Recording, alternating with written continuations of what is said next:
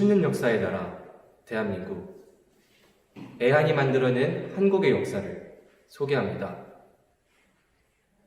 약 70년 전의 대한민국을 아십니까? 일본의 식민 지배로 황폐해진 나라, 전쟁으로부터 부모님을 잃고 고아가 된 아이들.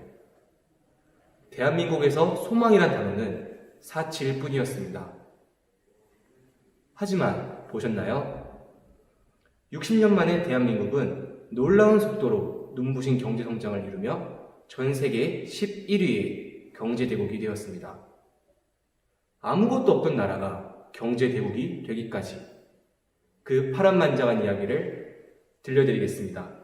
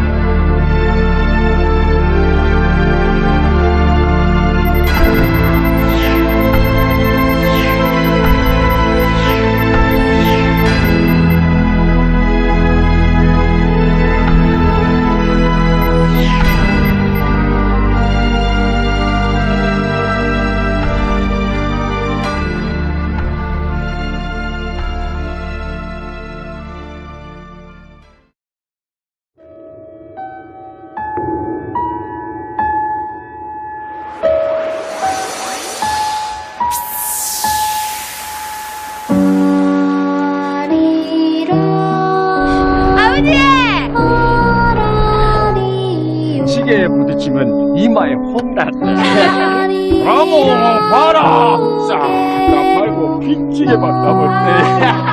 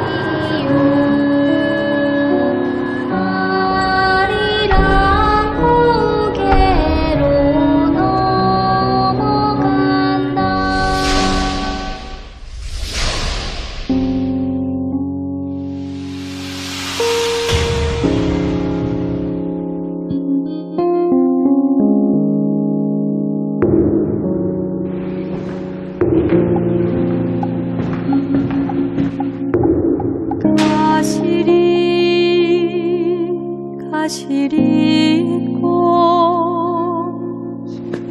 거리고 가시리 꽃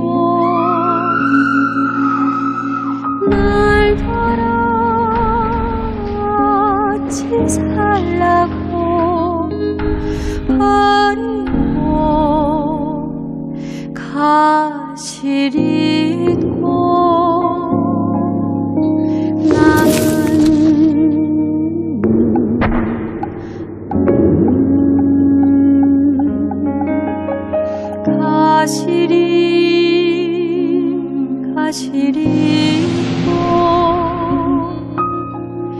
버리고 가시고 참사와 두어리만한 사나면 아니 올세라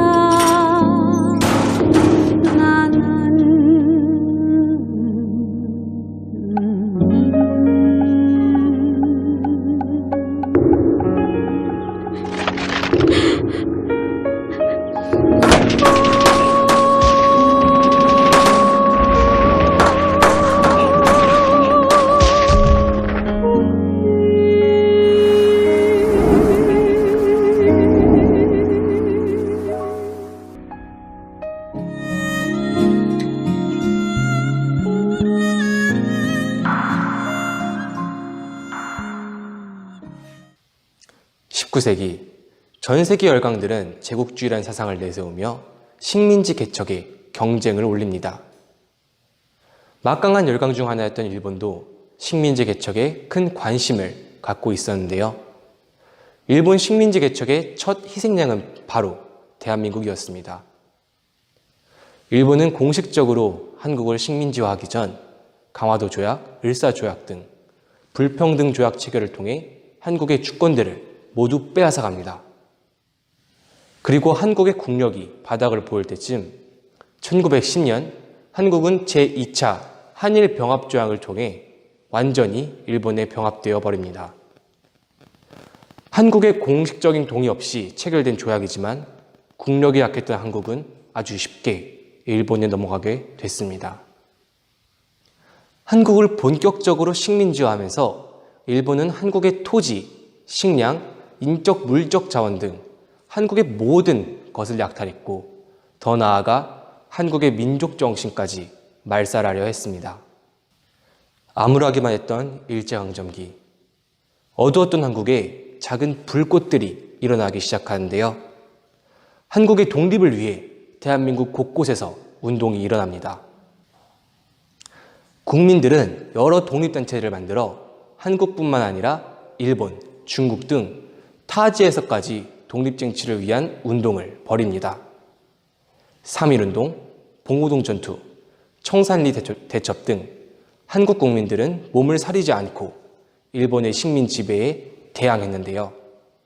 뿐만 아니라 안중근, 윤봉길, 이원봉 같은 수많은 독립 열사들은 한국의 주권 회복을 위해 가족과 일을 제쳐두고 의거 활동을 벌였습니다. 그리고 1945년 8월 15일 제2차 세계대전이 극에 달하고 있을 때 미국은 일본의 원자폭탄을 투하하고 일본은 무조건 항복을 발표하는데요. 이로써 일본이 항복을 하면서 대한민국은 해방을 얻게 됩니다. 누군가의 남편 혹은 사랑하는 딸이었을 독립운동가들. 하지만 그들에게 가장 중요한 것은 바로 한국이었습니다.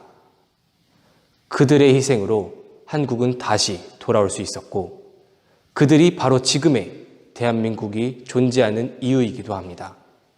35년간 일본의 식민 지배로 설명할 수 없는 아픔을 겪었지만 조국을 향한 그들의 마음은 그 누구로부터 한국을 빼앗아 갈 수 없게 했습니다. 1948년 한반도에는 두 개의 체제가 들어섰다. 하나는 남한 자유민주주의 대한민국이었고 다른 하나는 북한 공산주의 조선민주주의 인민공화국이었다. 북한의 김일성은 곧바로 무력 남침을 꾀하였다. 김일성은 소련의 스탈린, 공산화된 중국의 마오쩌둥으로부터 무기와 병력 지원을 받고 남침을 허락받았다.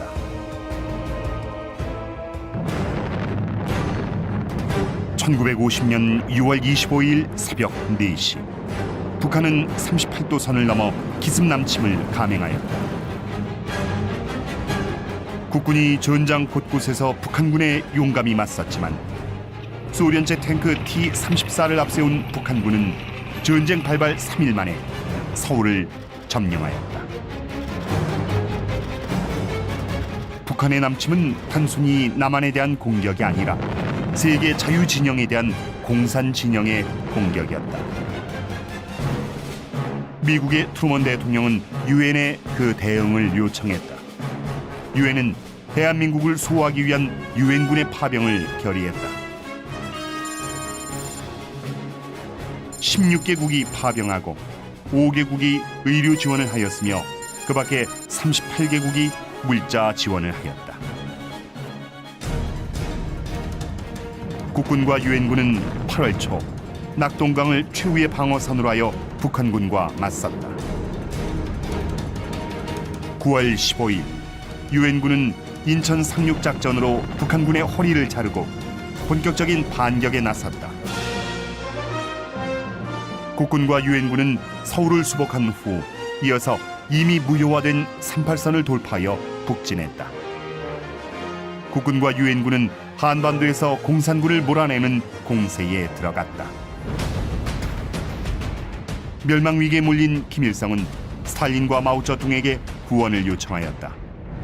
중국은 북한이 망하면 자신도 위태로워진다면서 대규모 병력을 참전케 하였다. 소련도 공군을 지원하였다. 북진하던 유엔군과 국군은 엄청난 수의 중공군의 포위 공격을 받고 큰 손실을 입었다. 결국 국군과 유엔군은 남쪽으로 후퇴할 수밖에 없었다. 유엔군이 동북 방면에서 한경남도 흥남을 통해 철수할 때 자유를 찾아 나선 북한 주민 10만여 명도 함께 탈출하였다. 1951년 국군과 유엔군의 재반격 이후 전선은 교착됐으며 휴전이 모색됐다. 하지만 이승만은 한국의 안전보장 없는 휴전을 반대했고 결국 미국은 한국의 안보를 지원하기로 결정했다. 1953년 7월 27일 정전협정이 체결되어 6.25 전쟁은 휴전 상태로 들어갔다. 북한 공산정권이 무력 통일을 꾀한 것 때문에 대한민국은 엄청난 물적, 인적 피해를 입었다. 민족끼리 전쟁을 하는 것만큼 비극적인 게 더 있을까요? 안타깝게도 이 비극은 무려 3년 동안이나 지속되었습니다. 한국의 비참한 역사 6.25 전쟁은 미국과 소련의 신탁 통치로부터 시작됩니다. 1945년 8월 15일 암울했던 일제시대가 끝나고 35년 만에 대한민국은 자유를 얻게 되는데요. 하지만 일제의 아픔이 채 가시기도 전에 또 다른 비극이 시작됩니다. 광복 후 남북의 정치 이념 차이로 두 개의 정부가 만들어졌습니다. 북한의 공산주의 세력은 남한을 무력으로 통일하기 위해 중국과 소련의 도움을 받아 전쟁을 일으키기로 합니다. 그리고 1950년 6월 25일 조용하기만 했던 새벽 4시에 북한이 남침을 합니다. 갑작스러운 북한의 침입에 준비되지 않았던 남한은 단 3일 만에 서울을 북한에 빼앗겨 버리고 맙니다. 2달도 안 되어 한반도의 95%를 점령당했습니다. 남한은 더 이상 물러설 곳은 없었습니다. 이때 유엔은 한국전쟁에서 남한을 돕기 위해 유엔군을 파견합니다. 미국을 비롯한 16개국이 전투부대, 5개국이 의료지원부대를 파견했는데요. 한국전쟁에 파견된 해외 파병 수는 무려 165만 명에 달합니다. 이후 인천 상륙작전 성공을 계기로 전세는 남한으로 기울기 시작했습니다. 보급로가 차단되어 북한은 힘을 잃어가고 있었지만 남한은 여세를 몰아 전진해 북한의 압록강까지 되찾게 되었습니다. 하지만 중공군이 인해 전술로 북한군을 지원해오자 전세가 다시 기울기 시작했습니다. 그리고 1951년 7월 1차 휴전협정이 진행되었지만 그 이후로 2년간 더 많은 땅을 갖기 위한 고지쟁탈전이 발발해 무고한 희생자만이 늘어났습니다. 1953년 7월 27일 미국 대표와 공산주의 대표가 만나 휴전협정에 서명을 하면서 3년 1개월에 걸친 한국전쟁이 휴전을 맞게 됩니다. 사실 한국전쟁은 아직 끝나지 않았습니다. 언제 다시 전쟁이 일어날지 아무도 모릅니다. 하지만 한 가지 한국전쟁이 우리에게 남긴 것은 단 한 가지, 서로 아물 수 없는 상처만을 주었다는 사실입니다.